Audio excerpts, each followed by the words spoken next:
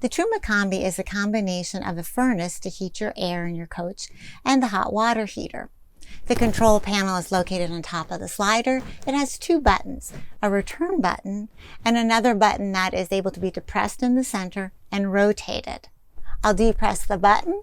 The top menu line shows a camper van for the heat in the air, the water heat, energy source, and the fan. Since the camper is blinking, I'm choosing that.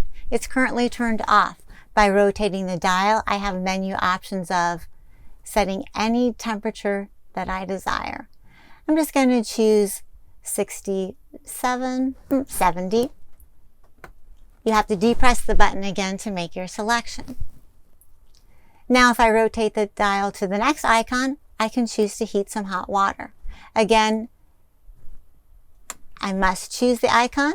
It shows off. By rotating the dial, it gives me my menu. Echo would result in warm water, hot, a higher temperature water. If I choose boost, it will only heat the water but will not simultaneously heat the air in the camper. I'm going to go back and choose hot. Remember, I must hit the button one more time to make my selection. Now I'm rotating the dial to choose my energy source. The energy source has these options. Are gas, which is only LP. I could choose Mix 1, which uses LP and 850 watts of electric.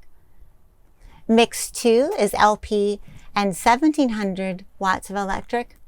Or I could do only electric, 850 watts, 1700 watts. I'm going to go ahead and choose the gas option. And now I know that I'm set. Up on top of the status bar, I have a flame, which means I've chosen to heat the air. The hot water is blinking because it hasn't reached its desired temperature yet. It will turn solid when it does. And I've clearly chosen LP as my energy source. In order to turn off the components, you need to go back and switch each one individually to the off position. You'll know that everything has been cleared when your status bar is empty and shows nothing on the top of it. The control panel will signify a caution warning if there's ever something wrong with the system. Simply scroll through till you get to the caution. Again, depress the button and it will supply an error code for you. Truma has provided a troubleshooting chart that lists error codes, causes, and remedies.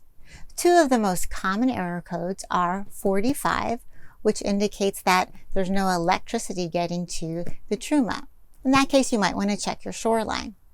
The other common error code is 212, which means that LP is not getting to the Truma. In that case, you may just want to double check and make sure that your LP switch is turned on.